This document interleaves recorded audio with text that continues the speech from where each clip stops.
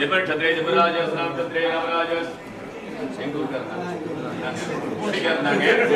காரனாங்க சகுணம் தானம் சிவஸ்ரீராம் தரகர வஸ்துபாக ரஷ்மி கிராட்சி பூஜை நிஷா உங்க ஃபேமிலி பூரா அண்ணா ஃபேமிலி பூரா வருவாங்க சகுணம் தானம் सकुटुम्बानां शिवस्त्रीणां धनघनवस्तुभालक्ष्मी ग्राक्षि पूजयिष्यामि नमः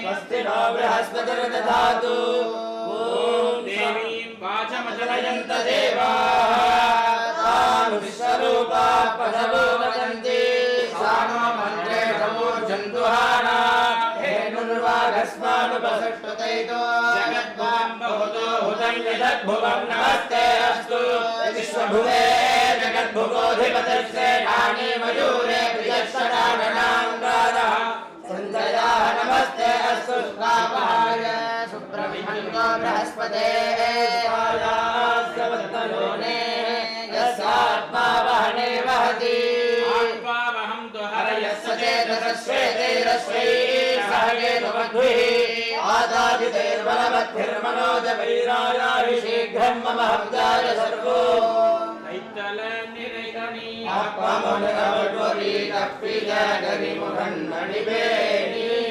तट्टिगं मणिरवरुद्रिरुरिमवर कट्पकं निनविनै कटिदेवं मत्तमुं मरियमुं வைத்திடும் மரணகன் மற்பொருள் விரற்புய மதயானை மத்தன வைரனை உத்தமி புதல்வனை மற்றவள் பணிவே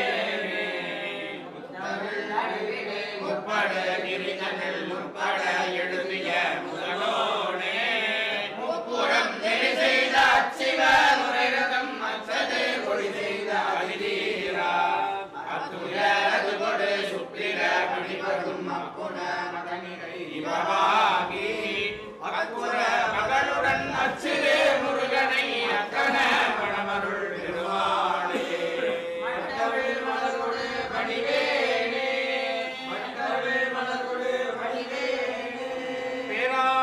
பிறவி வானோரேத்தும் பெம்மானை பிரிவிலா அடியார்க்கு என்றும் வாராத செல்வம் வருவிப்பானை மந்திரமும் தந்திரமும் மருந்துமாகி தீராத நோய்கள் தீர்த்து அருள வல்லாம் தன்னை திரிபுரங்கள் தீயல தின்சிலை கை கொண்ட போரானை புள்ளிருக்கு வேலூரானை போற்றாதே ஆற்றனாள் போக்கினேனே உலகளாமுணர்ந்து ஓதற்கரியவன் நிலவளாவிய நீர்மழி வேணியன் அழகில் ஜோதியன் அம்பலத்துள் ஆடுவான் மலர் சிலம்படி வாழ்த்தி வணங்குவான் அழகில் ஜோதியன் அம்பலத்துள் ஆடுவான் மலர் சிலம்படி வாழ்த்தி வணங்குவாம் திருச்சிற்றம்பலம்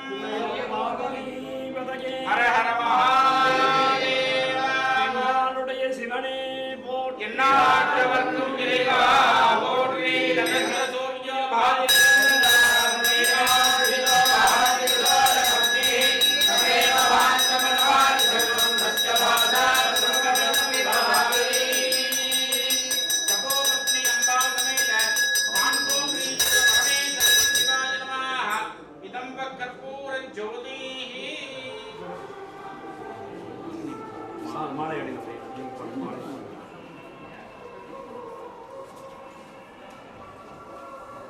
ओम श्री वक्षशवाय शवाय राजोधनं महीयते भाग्यं धनं वशं भवत्रलाभं शतसंवत्सरं दीर्घं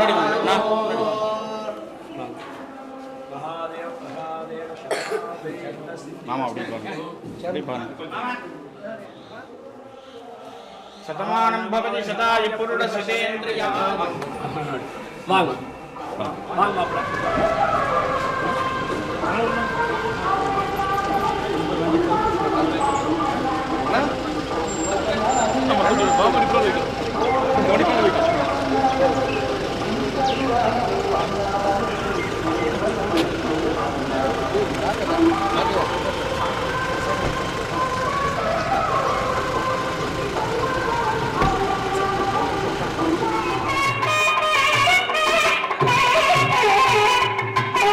Thank you.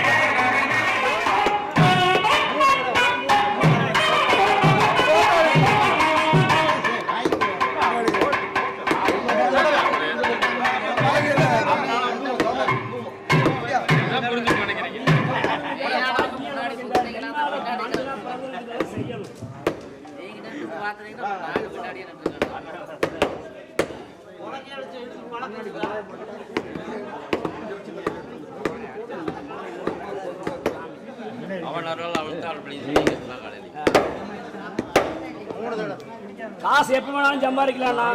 நாய் வெட்டி வித்தா கூட காசு கிடைக்கும்.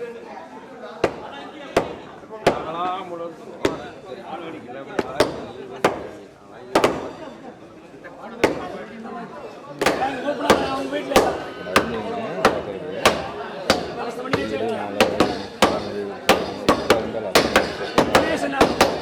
ஒரு நமஸ்காரம்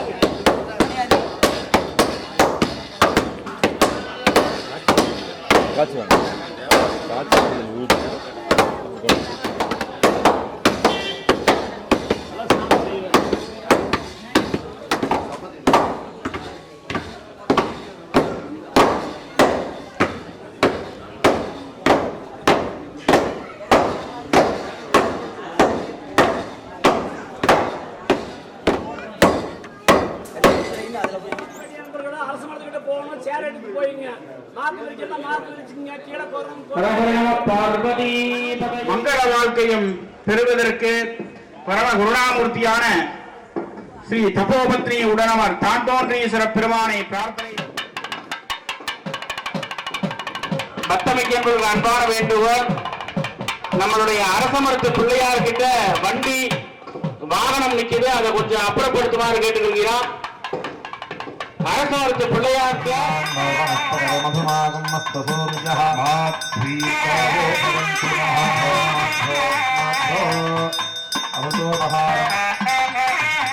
फलं ताम्बूलं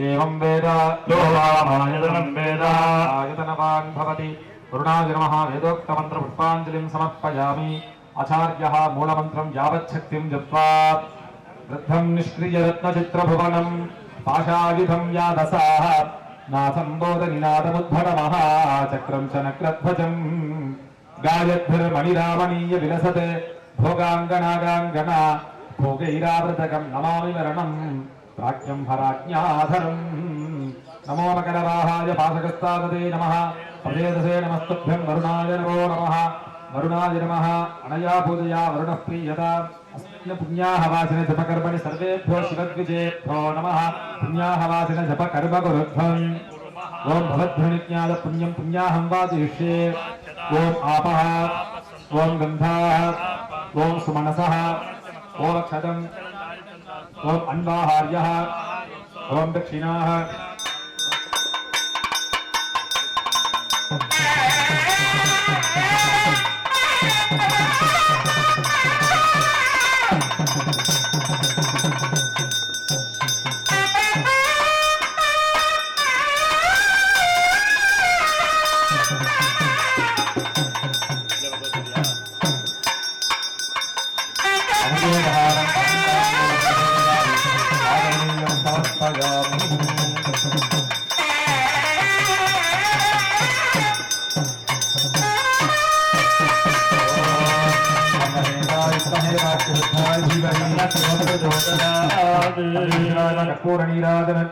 चंद्रमावापायतनम आयतनवान् भवति चंद्रमस आयतनं वेद आयतनवान् भवति आपो वै चंद्रमस आयतनम् आयतनवान् भवति य एवं वेद योपाम् आयतनं वेद आयतनवान् भवति वेदोक्तमन्त्रपुष्पाञ्जलिं समर्पयामि आचार्यः अस्त्रमन्त्रं दत्त्वा प्रस्फुर प्रस्फुर प्रस्फुर रोपदन रोपे प्रजल प्रजल मम गातय गातय बन्धय बन्धय नात्रायुं फन्नमः ओम आम ईं यों यों व्यापने व्योमास्त्राय हुं फन्नमः हुं क्रिकास्त्राय हुं फन्नमः ह्रीं पं शुं हुं फट् पाशुपतास्त्राय नमः शिवास्त्राय हुं फन्नमः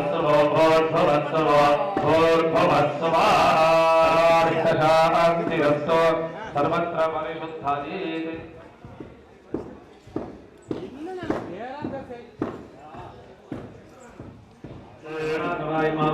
अवाहनादिकं विदाय अग्निं दत्त्वा आग्नेय जलस्थिरकुम्भे ॐ हां ईश्वरनवासनाय नमः हां ईश्वरनवमूर्तये नमः महादक्षिणे आवाक्ये आवाहनादिकिंविदा यज्ञं दत्वा नैऋत्या ओम महाभृतानादिकिंविदा यज्ञं दत्वा स्वायज्ञा ओम दक्षिणवाहरणं युक्तं क्षीराद्दिच्छविभावजी ओम क्षीराद्भवेर्मावाक्ये आवाहनादिकिंविदा अर्घ्यं दत्वा प्रार्थ्य समुद्रराजहे देव खातदोषस्य शान्तिकं विरुते कृपया देवे पुनस्तोद्धरणं क्रमात् आचार्यः नवमनं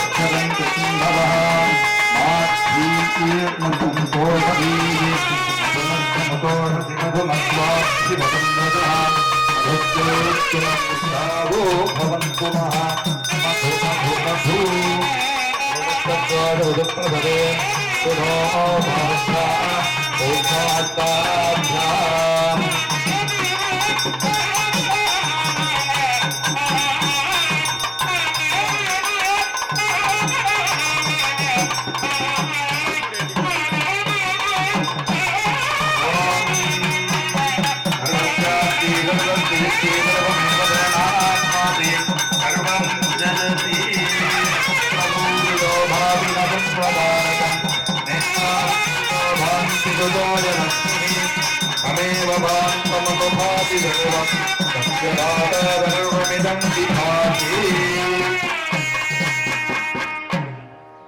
आचार्यः भूमिदेवी प्रार्थ्य एतत्स्थानश्रिया देवी गच्छत्वं निगता सुगम् प्रार्थ्य कुक्षिदेशे अस्त्रे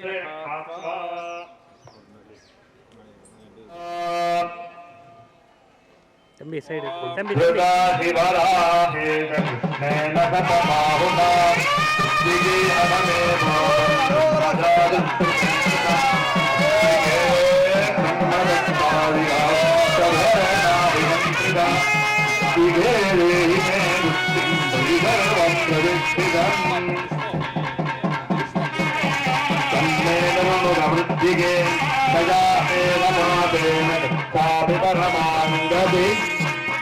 भूमिदेवी ओम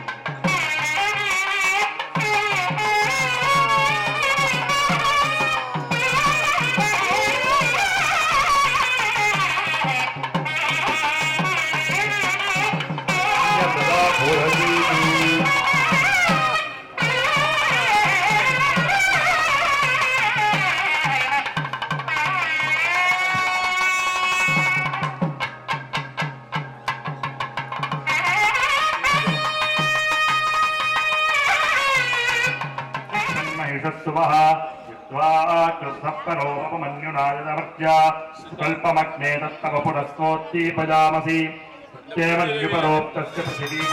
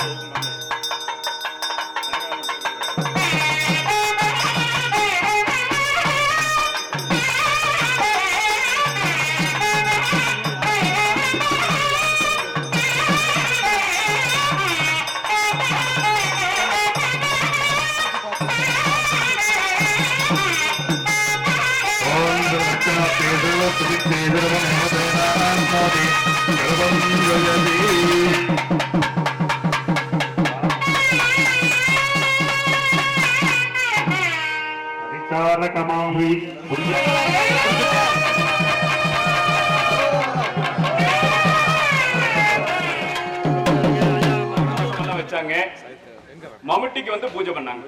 இது வந்து உங்களுக்கு மம்முட்டி, எங்களுக்கு வந்து பிரம்மா விஷ்ணு சிவன் அந்த ஆயுதத்துல இருக்காங்க. கலப்பின்னு நீங்க வச்சிருப்பீங்க, விவசாயம் எல்லாம் உங்களுக்கு நல்லா தெரியும். அந்த பூமியில வந்து என்னென்ன இருக்குங்கிறது உங்களுக்கு தெரியும். நெல் விதைச்சா நெல் வரும், அந்த அளவுக்கு வந்து பூமியில வந்து பதம் இருக்குங்கிறது உங்களுக்கு தெரியும். அப்ப வந்து பூமாதேவி வந்து பூஜை பண்ணிட்டு தான் நம்ம எடுக்கணும். சாமி முளைப்பாரி எல்லாம் முதல்ல போட்டாச்சு, இப்ப எதுக்கு பூஜை பண்ணி முளைப்பாரி போடுறீங்கன்னு கேட்குறீங்க. முறைப்படி பார்த்தோம்னா இன்னைக்கு தான் போடணும். அது வந்து நமக்கு வந்து ஒரு வாரத்துக்கு முன்னாடி வரணும். முளைப்பாரி எல்லாம் போடணும், அதுக்கு ஒரு நாள் பார்த்து மேல் நோக்கு பார்த்து அந்த நாள் பார்த்து அதில் என்னென்ன மண் எடுக்கணும் அப்படிங்கிறதெல்லாம் நிறைய இருக்கு விஷயங்கள்ல. சாமி உங்களுக்கு தான் வேலை இல்லை இதெல்லாம் சொல்றீங்க. அரச மரத்து மேலே மண், யானை அடி மண், பசுமாட்டோட காலடி மண், இதெல்லாம் எடுத்துட்டு வந்து தான் முளைப்பாரி போடணும். குத்து கீழே இருக்கிற மண், இப்பெல்லாம் மண்ணு கேட்டோம்னா கரூர் தான் போகணும்பாங்க. இல்லை சொல்றேங்க, சுத்தமான மண் எடுத்துட்டு வந்து அது சும்மா சாஸ்திரத்துக்கு, லாரியெல்லாம் கொண்டு சொல்லி சும்மா சாஸ்திரத்துக்கு ஒரு 100 கிராம் எடுத்துட்டு வந்து அதெல்லாம் எடுத்துட்டு வந்து தான் முளைப்பாரி போடணும். அப்ப வந்து பூமாதேவி எடுத்தோன்னா நீங்க கலப்பி விவசாயிகளுக்கெல்லாம் தெரியும். முதல்ல எல்லாம் வந்து எந்த ஒரு ஆயுதத்தை தொட்டாலும் அதை தொட்டு கும்பிட்டு தான் எடுப்பாங்க.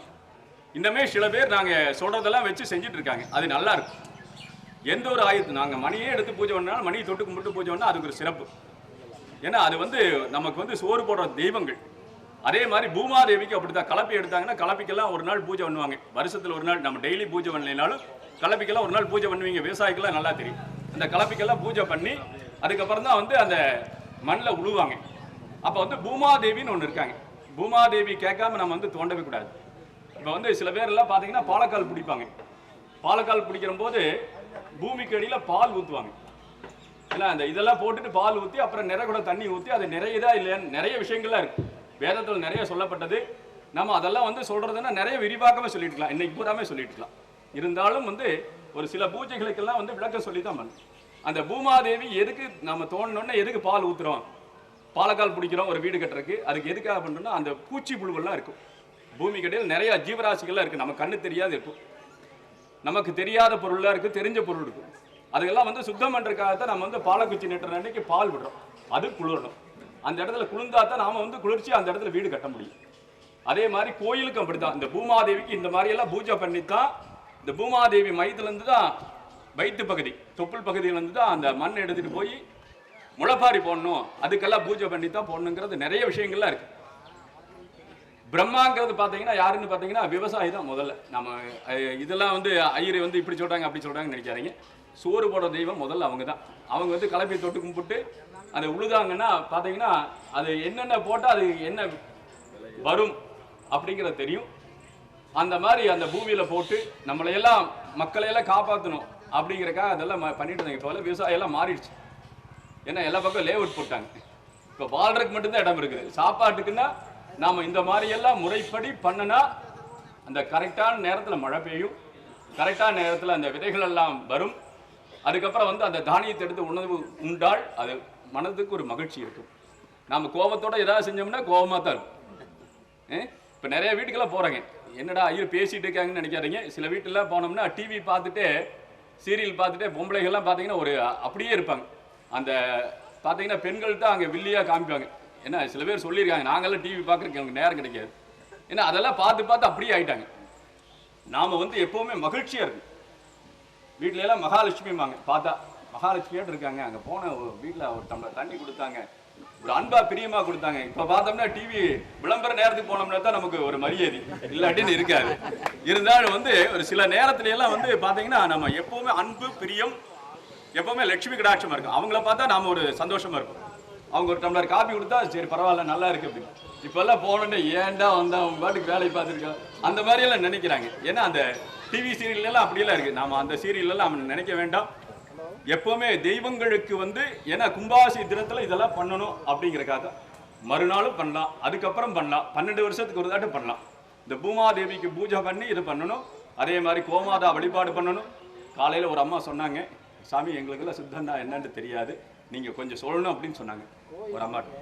அதே மாதிரி தீபம் பருத்துனாங்க. தீபம் பருத்தும் போது குச்சியெல்லாம் தூக்கி ஓரமாக போட்டாங்க.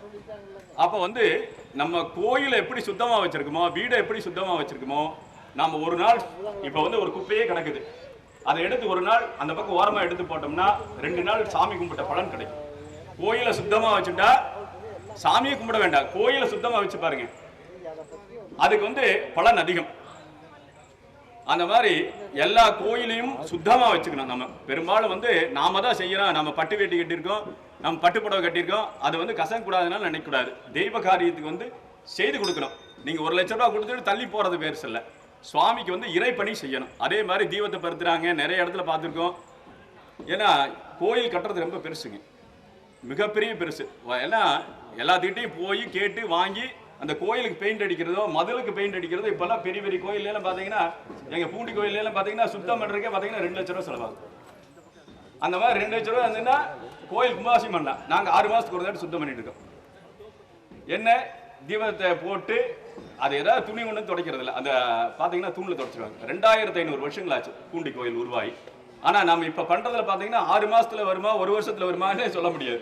நாம் என்ன பண்ணுறோம், சோப்பு போட்டு கழுவுறோம், அது சுத்தமாக இருக்கணுங்கிறக்கா அது பொரிய ஆரம்பம். நாம் முடிஞ்ச அளவுக்கு சுத்தமாக வச்சுட்டோம்னா தீபம் வைக்கிற இடத்துல தீபம் வைக்கணும். ஏன்னா அதுக்குன்னு ஒரு ஸ்டாண்டு வச்சுருக்காங்க. நாம் எங்கே வச்சு இங்கே வச்சு கும்பிட்டாலும் தெய்வம் ஏற்றுப்பாங்க. நம்ம வீட்டில் அந்த மாதிரி அசுத்தமாக வச்சுப்போமா, வைக்க மாட்டோம். ஏன்னா இங்கே வந்து பார்த்தீங்கன்னா கோயில்னா பொது இடம்னு நினச்சிட்டாங்க. நம்ம கோயில் நினைக்கணும் எப்போவுமே. நம்ம கோயிலுக்கு எப்படியே வரணும், எப்படி பண்ணணும். இப்போ பார்த்தீங்கன்னா நம்பியூர் ஈஸ்வரன் கோயில், தாந்தோண்டி ஈஸ்வரன் கோயில் பரவாயில்ல, சுத்தமாக வச்சிருக்காங்க. அந்த மக்கள்லாம் பரவாயில்ல அப்படிங்கிறது இதை பார்த்து இன்னொரு கோயிலில் தெரிஞ்சுக்கணும். ஆனால் பார்த்தீங்கன்னா இன்னுமே கும்பாபிஷேகம் இடத்துல எல்லாம் பார்த்தீங்கன்னா நிறைய எல்லா பக்கம் ஒழுக்கு எண்ணெய் இதெல்லாம் இருக்கு. ஏன்னா சுத்தம் பண்ணிட்டு தான் கும்பாபிஷேகம் பண்ணணும்.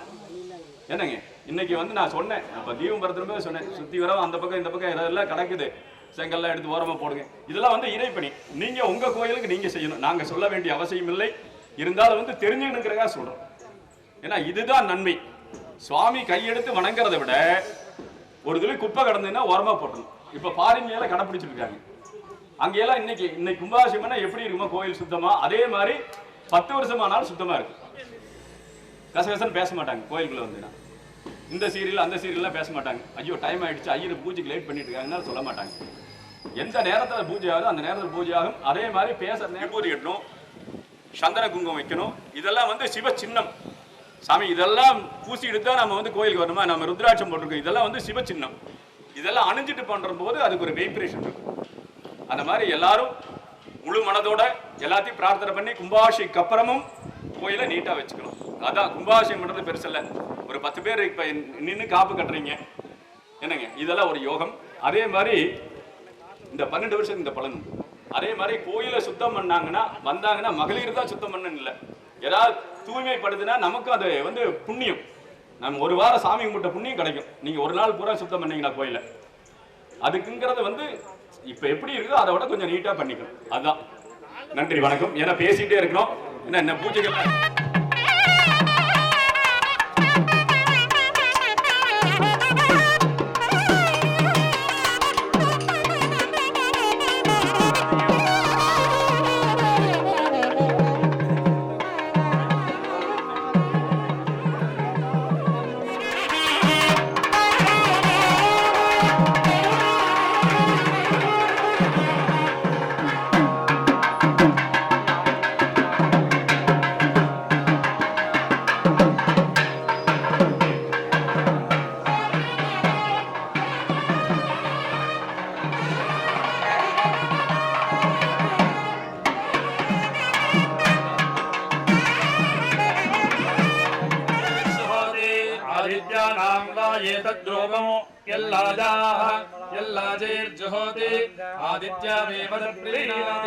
राजाधिराजाय प्रदक्यदाहिने नमो वैंशणाय वनाय समे कामांका महामायवक्यं कामेश्वरो वैश्रवणो ददातो उमेराज वैश्रवणाय महाराजाय नमः धनुर्धरादि विद्महे सर्वसिद्धेषु धीमहि तन्नो धना प्रचोदयात् यागशाला प्रवेशकाल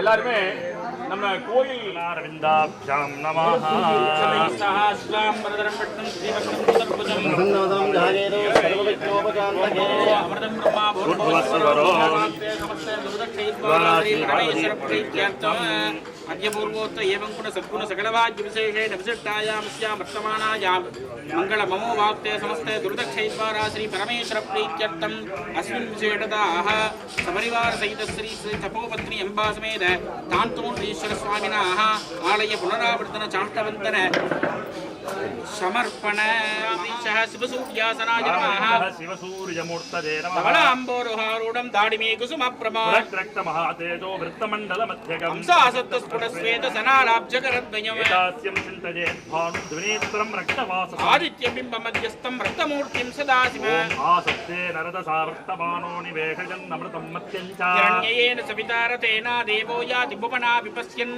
भास्कराय विद्महे महद्युतिकराय धीमहि तन्नो शिवसूर्य प्रचोदयात् नमः कुम्भेन आवाह्य आवाहने स्थापने सन्निधान सन्निरोधन दिग्बन्धन अवकुण्डने दानत्रय पद्ममुद्राञ्च प्रदर्श्य आद्याचमनाध्यान दत्वा नानादिविचारान् विधाय इन्दपुष्पाकतैर्भृक्षे ॐ हां वैकर्तनाय नमः ॐ विवस्वते नमः ॐ हां मार्ताण्डाय नमः भास्कराय नमः ॐ हां रवये नमः लोकप्रकाशकाय ॐ हां लोकसाक्षिणे नमः विक्रमाय ॐ नमः हां आदित्याय नमः सूर्याय ॐ हां अंशुमालिने नमः दिवाकराय नमः वैराग्याय नमः वैशुद्ध्याय नमः पद्माय नमः ओम रामली सह शिवसूर्यासन प्रत्यक्ष शिवसूर्यासनाय नमः सूर्यमूर्तये नमः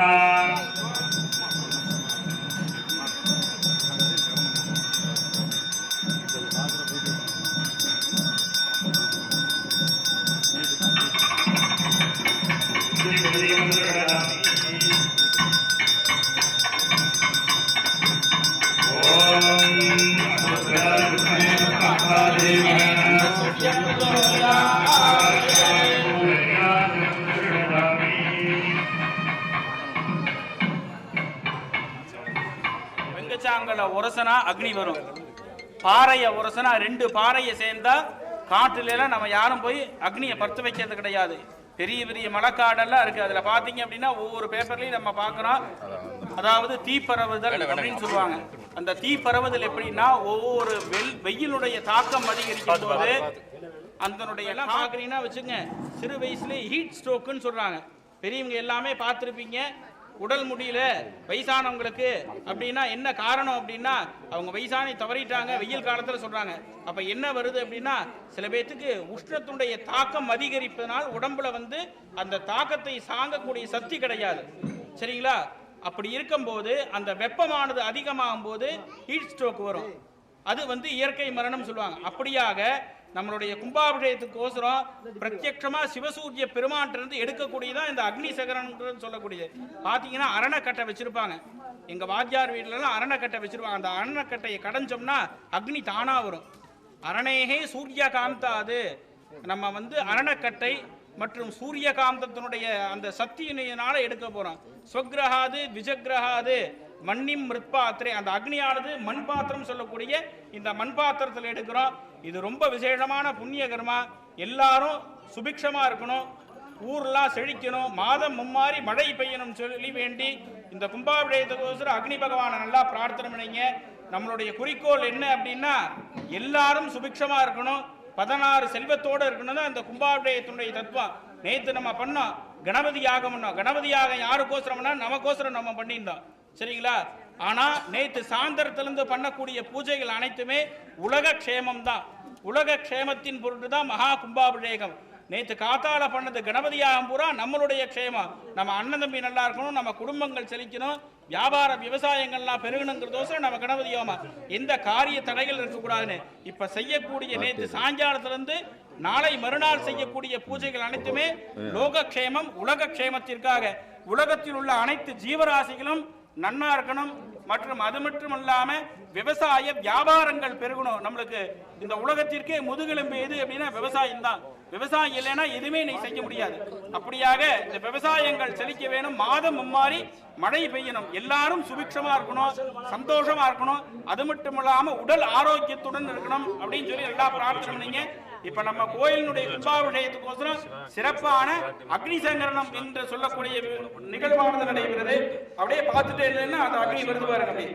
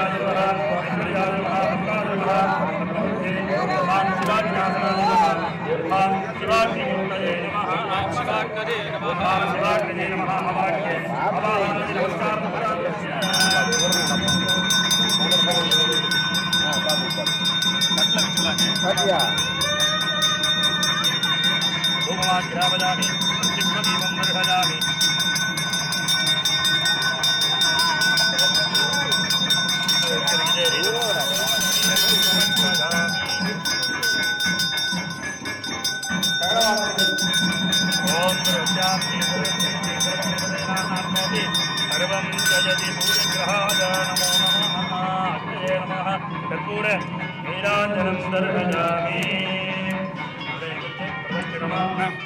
प्रदक्षिणम பண்ணிட்டு அப்படியே நம்ம யாகசாலைக்கு போயிடுவோம் இப்பொழுது யாகசாலையில் பக்த ஊழியர்களே இந்த அக்னி ஊர்வலத்தை பார்க்க